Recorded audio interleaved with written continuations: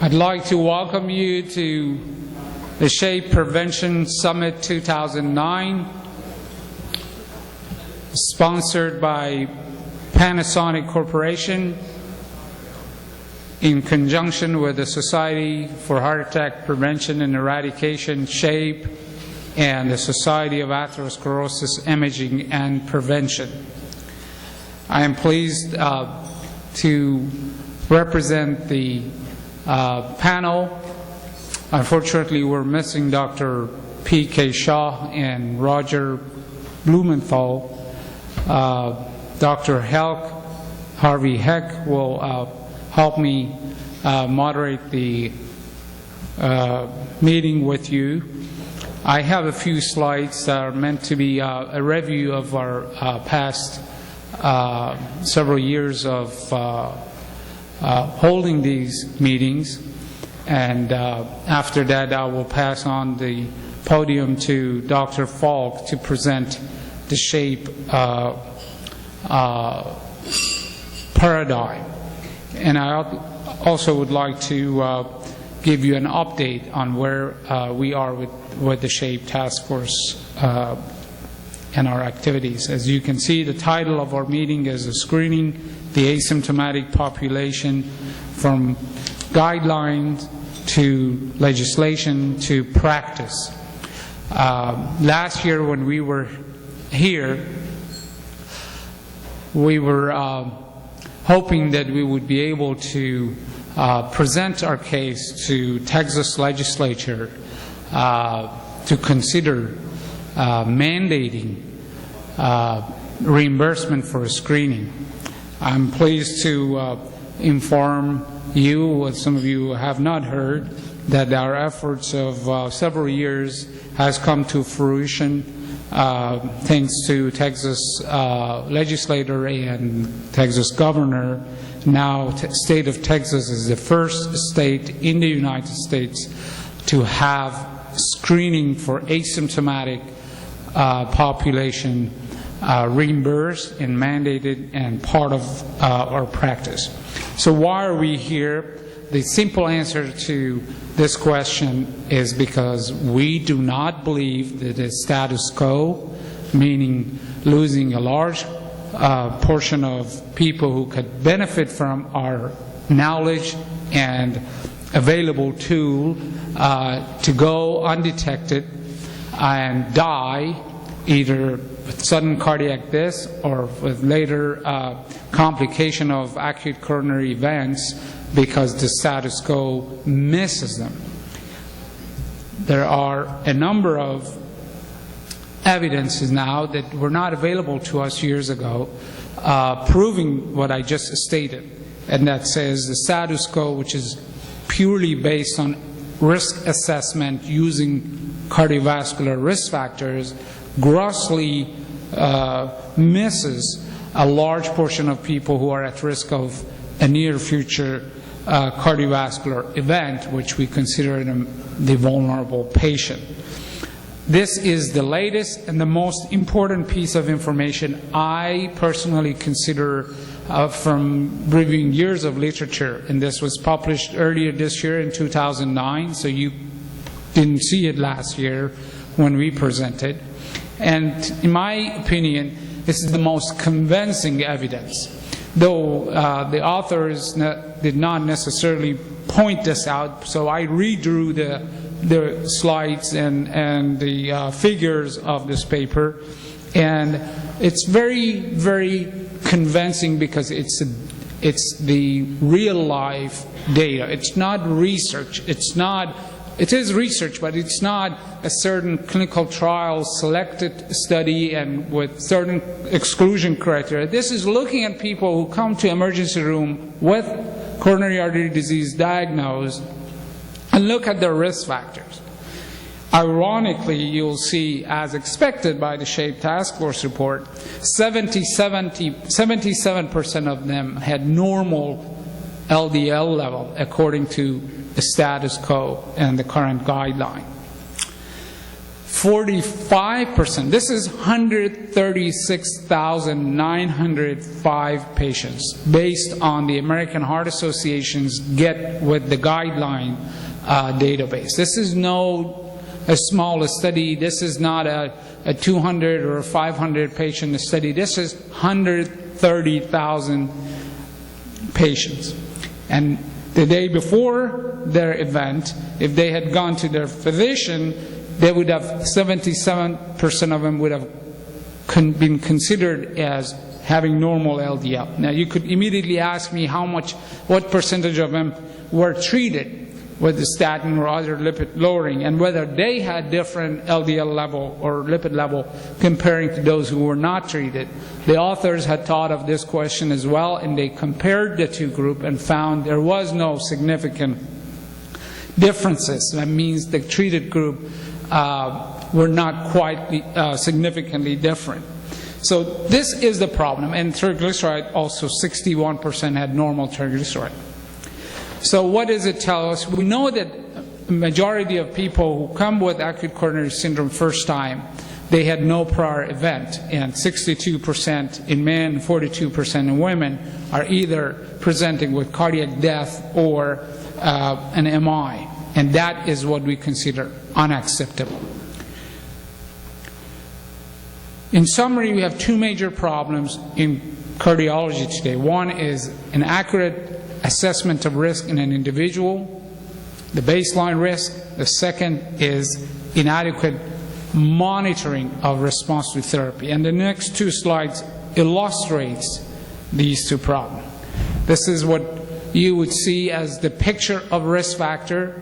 Sir Winston Churchill, who had all kind of bad food that you could imagine, smoked the hell out of himself, and was not in good shape physically.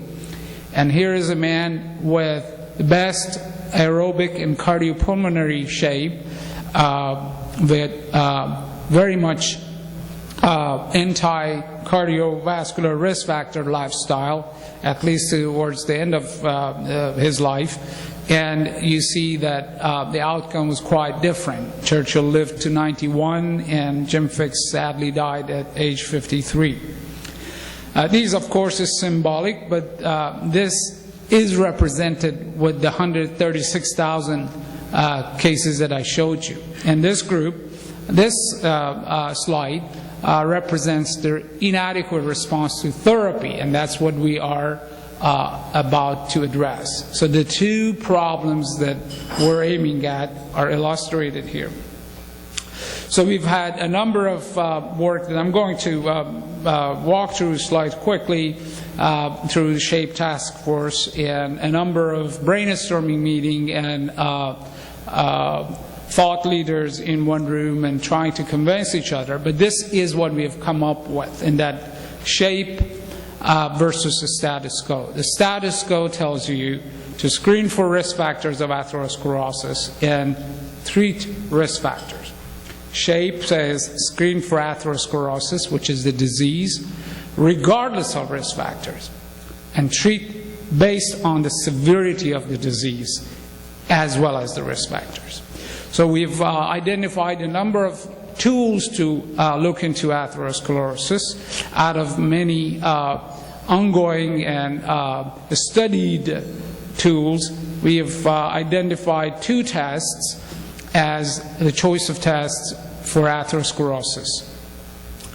Coronary calcium and carotid IMT had the most studied evidence convincing to the SHAPE task force, and I'm not going to go into details of this. Dr. Falk will walk you through some of those. That the bottom line is, as you can see in step 1, we identified the disease. Step 2, we categorize them and evaluate the severity of the disease. And step 3, we recommend treatment based on the severity of the disease. This was published in American Journal of Cardiology with a number of leading cardiologists named. We've taken a lot of hits since then. A lot of us have been tagged as shameless self-promoters, which some of us are proud to be indeed, because we're promoting a new thought that is against the status quo, and we believe it will change as time goes. There are some very distasteful factual evidence as well, and that is the status quo is really using our national budget disproportionately. We know that coronary heart disease or atherosclerotic cardiovascular disease, which includes a stroke as well, kills a lot more than cancer and accidents and HIV. However, our national budget is not proportionately distributed. You have less than $100 to spend for cardiovascular risk assessment, and more than $1,000 is used for screening the second cause of death.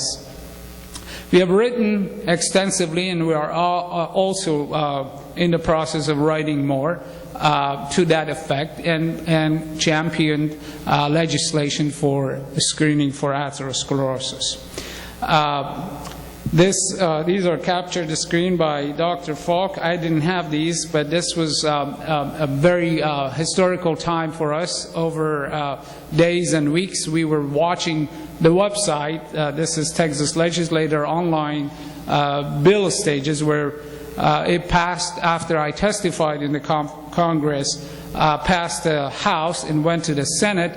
It passed the Senate and went to the governor's office, and we were very nervous. This governor could easily veto this. He didn't care for much for reading the scientific evidence behind this.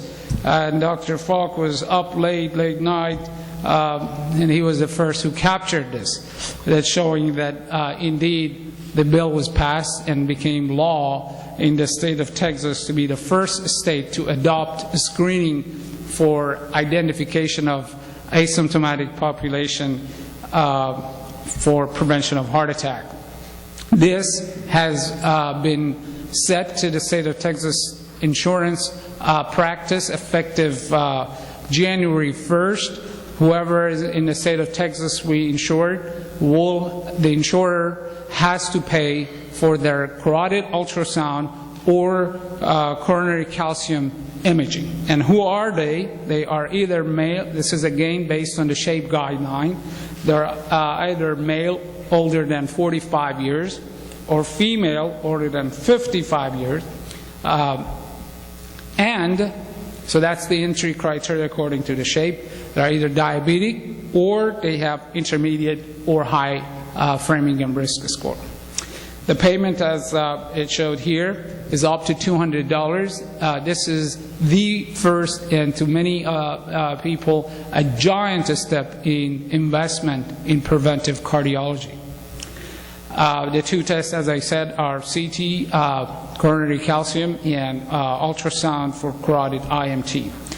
The SHAPE task force has done cost-effectiveness analysis as well and showed that through so many measures, the SHAPE adoption of the SHAPE practice can be cost-effective, and with this hypothetical measure could save up to $21 billion after adoption. And the approach is to start from the bottom of the pyramid and go towards the top of the pyramid. We have put together our evidence in the SHAPE, the first SHAPE textbook that is coming out this month, and we look forward to expanding our message, which is just like mammography and colorectal screening for screening asymptomatic cancer. We need to have asymptomatic atherosclerosis recognized as a disease and screened for and treat accordingly. With that, I'd like to invite our first speaker, Dr. Erling Falk, to take the podium. Also invite our chairman, Dr. Blumenthal. Please join us.